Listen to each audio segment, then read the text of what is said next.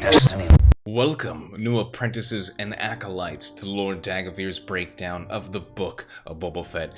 There isn't a lot to break down in this video, but I'm gonna do it anyway, so let's get to it. Let me get my data pad out so you can get the knowledge.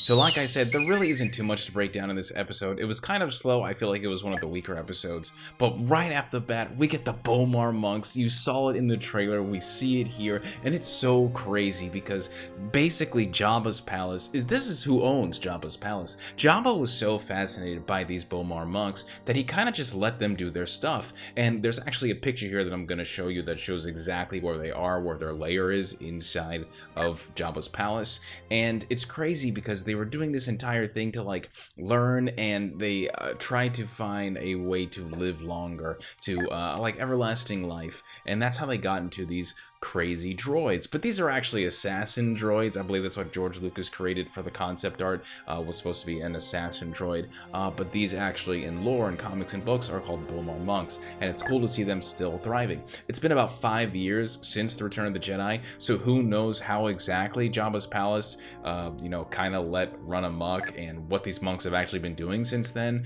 We haven't seen them inside Jabba's palace with Boba Fett, so who knows? Maybe they're still there, maybe they're roaming around. Who knows where they are right now.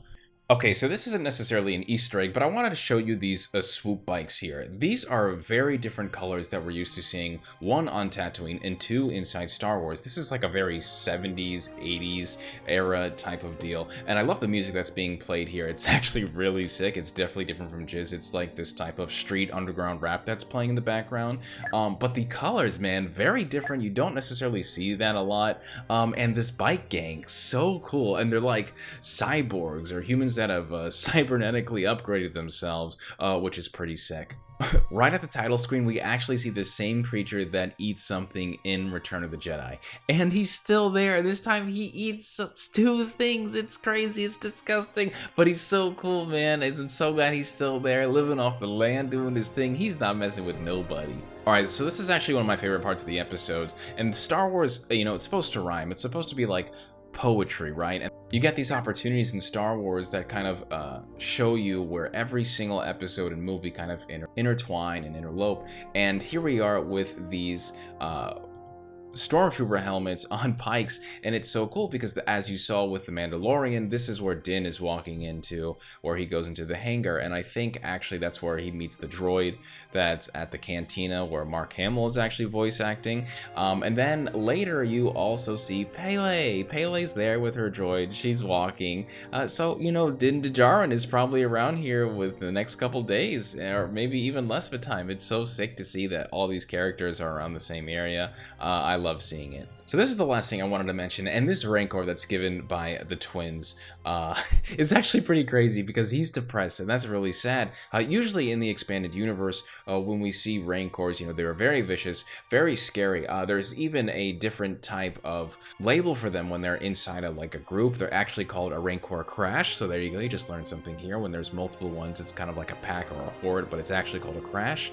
And it's crazy because usually you see different colors, and some of them are larger and more vicious, but this guy is kind of sad, and he's actually still very young, so he will be able to grow. And the one that we previously saw inside Jabba's palace actually wasn't that large of a Rancor, so we can see that they definitely going to be growing a lot larger than we're used to. Now, what you're going to see here, the interaction between Black Chrysanthemum and Boba Fett, is a pretty common thing amongst bounty hunters unless they have some type of bad blood. This is essentially what always happens. They have a job, they're released, and that's it. They go about it in their daily business, and there's usually no hard feelings unless someone takes it extremely personal, which is not really a professional type of manner bounty hunters usually operate. And you can see Black Chrysanthemum and Boba Fett, they've teamed up before, they fought each other before, and it's just another day in the line of work, and Black Chrysanthemum is off to go run and do whatever the hell he wants. Okay, this is the final thing, and this is actually from Star Wars Rebels. These are Melurons.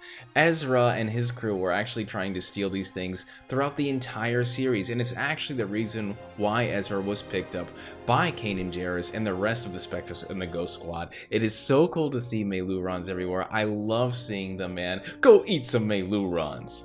Alright, that's about it. There wasn't too much in this episode to break down. I hope you all enjoyed. I'll see you around. Make sure you subscribe, and deuces, fam. You just got the knowledge.